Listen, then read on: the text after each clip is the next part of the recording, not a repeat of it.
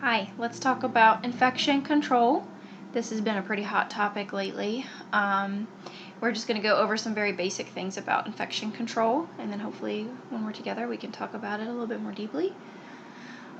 So first let's just talk about microbes. Microbes are everywhere in the world, every surface, even on you and inside of you. Most of them are harmless. When they cause harm to a human, they're called pathogens. When they cause us to be sick.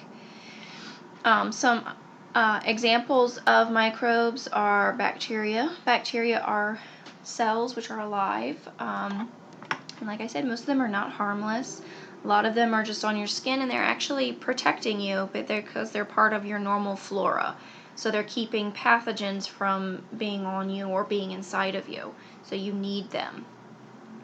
Viruses are smaller. They are not alive. They are just really a collection of like proteins and lipids and carbohydrates, just a collection of molecules.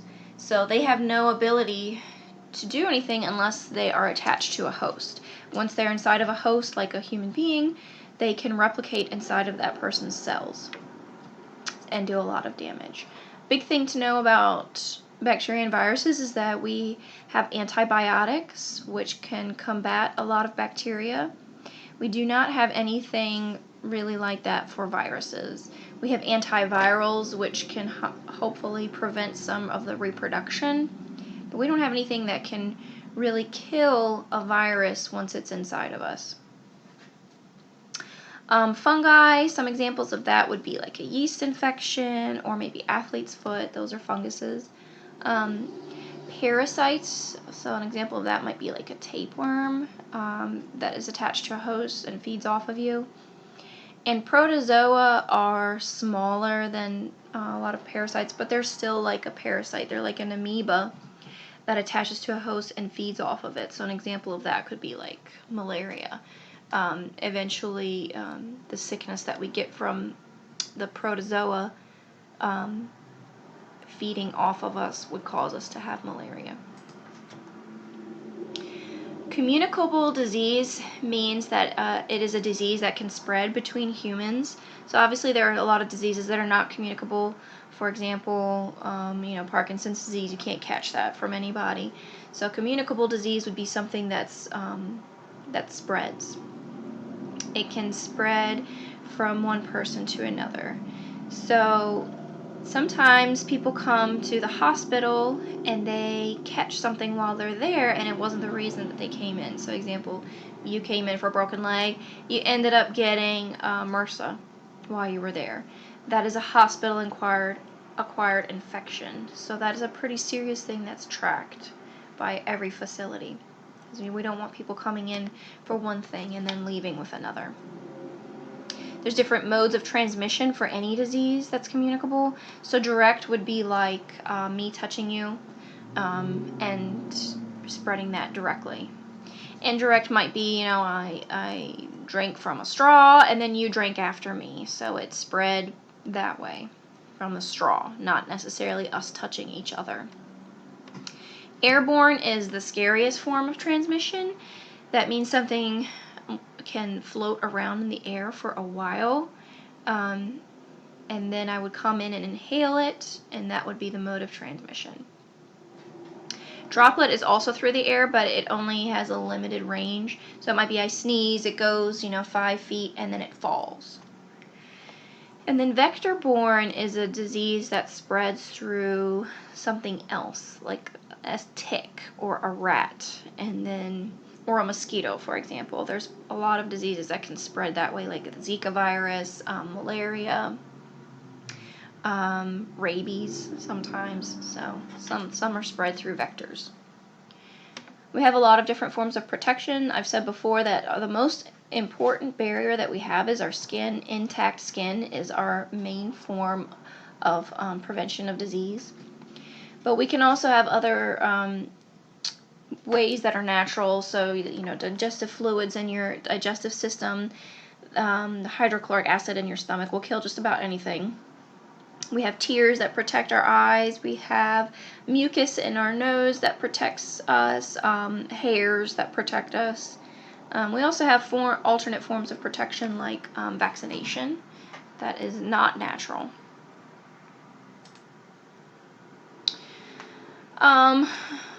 You've probably heard this term a lot lately. PPE stands for Personal Protective Equipment.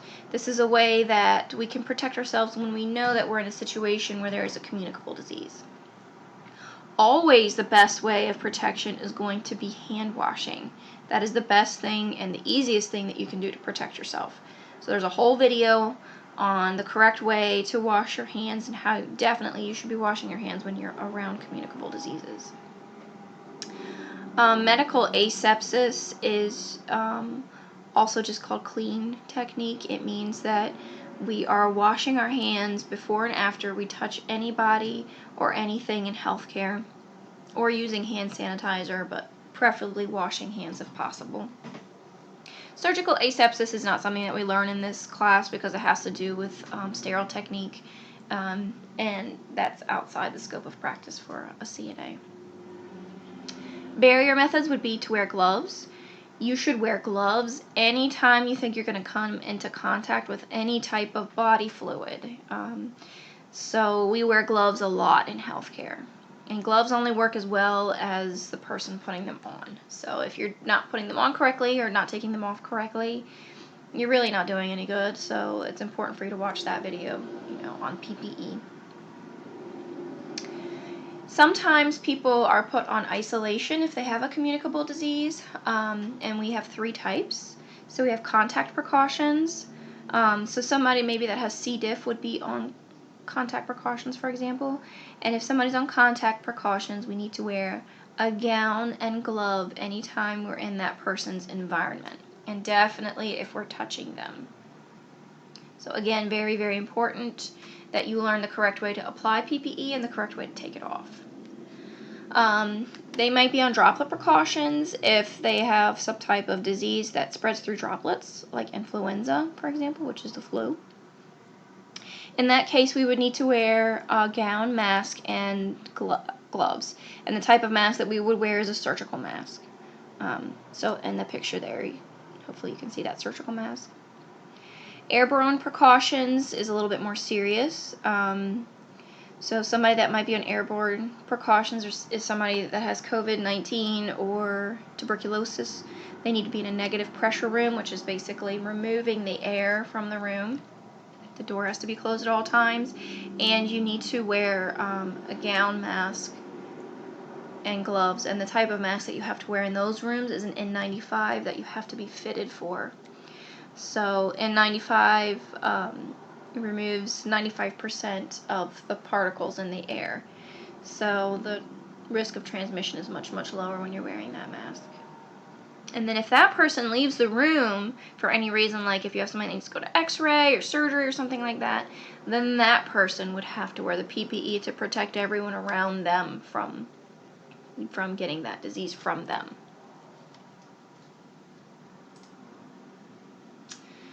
So the chain of infection is going to be the same for any disease that's communicable. We always start with the pathogen, right? Remember, pathogen means something that is harmful to us. So I like to use the example of hepatitis A for this little scenario. So let's say we have hepatitis A that is an infection that spreads through feces, which is poop. So you might not think that could spread very easily, but it does. So this would make the person become very sick. It causes liver inflammation. It causes them to have a lot of diarrhea. So the reservoir is the person, right? This person here has hepatitis A. Let's say they work at McDonald's. Okay, so they go to work even though they're sick, they're not feeling well, they're having a lot of diarrhea. They go to the bathroom. The portal of exit is going to be their stool, right? They're pooping. Let's say that, they didn't wash their hands afterwards. And then they go and they make your Egg McMuffin. All right, so that would be the mode of transmission from the feces to their hands to your sandwich. And then you eat that sandwich. That's the portal of entry, would be your mouth. Let's say you're a susceptible host because you're stressed, you're in school, you're trying to work, you're trying to deal with your family. Your immune system's not kicking like it should, not firing on all cylinders, so you're just susceptible to infection. Now you have become the reservoir, and you have become the portal of exit, right? Because now you're having diarrhea, and if you're not washing your hands properly, then you are spreading that. Let's say you go to the bathroom, at school, you push the door open with your hands after using the restroom, and then every person that comes behind you that pushes that door open now has that on their hands. And it just goes around and around and around. And it happens very easily. We put our hands on our mouth more times than we even realize in a day. I think it's somewhere around 2,000 times a day we're touching our face and our mouth. So I just want to talk about some of these specific ones real quickly. I'm not going to get into COVID-19 just because, there's a lot that we don't know about it yet, and you guys are going to do a separate learning activity on COVID-19 because it's such a big deal right now. Hopefully by the time you're watching this video, we'll have more information to give you on that. So tuberculosis has been around forever. If you watch old movies, sometimes they call it consumption. It's a bacterial spore, which means that it's very, very hard to kill. There aren't very many bacteria that are spores. They kind of have like a hard shell around them, which is hard to penetrate and kill. So tuberculosis is an example of that. And it's also airborne, which makes it very hard to prevent the spread of. So it kind of lingers in the air for a long period of time, and even when it falls, it can be pushed back up again. Like say you're shaking out sheets or something, it can, or dusting, it'll come back up in the air again, and the person inhales it. And if the person is a susceptible host, they will inhale it, it'll become lodged in their lungs, and it will kind of just reproduce there. So it is very easy to spread, especially if somebody's living in close quarters with others that have it. It basically just starts eating you from the inside out. So, when somebody has a PPD, it'll tell us if they've been exposed to tuberculosis, and if it comes back positive, the PPD comes back positive, and shows exposure, they have to get a chest x-ray. Chest x-ray will show us if there's any area in the lung where that tuberculosis is. So sometimes people have latent tuberculosis, which means they have no symptoms and the disease is not active in them, but it'll show up on their chest x-ray. It'll look like a little circle, and that's where that tuberculosis has kind of made its little home, and it's encapsulated a lot of times with white blood cells, and it's protected, but that doesn't mean that it couldn't become active later on, so we still have to treat that. If somebody has active tuberculosis, they're usually pretty sick. Some classic symptoms would be coughing up blood, shortness of breath, weight loss, and night sweats. Those are our classic symptoms that we see. If somebody has tuberculosis, whether it's active or latent, they have to be treated. This is not optional. They usually have to be quarantined from others so that it doesn't spread, because this is not something that we want to have an outbreak of. Eventually it will kill the person if they're not treated for it. It'll just start eating away at lung tissue until the person's just really just coughing up chunks of their lung, and they eventually just bleed to death. They hemorrhage to death. So it requires heavy doses of antibiotics because it is a spore and it's so hard to kill. This person's going to have to be on antibiotics for probably at least 6 months, and then they just have to get checked pretty frequently after that to make sure that it hasn't returned, or that that we took care of it all.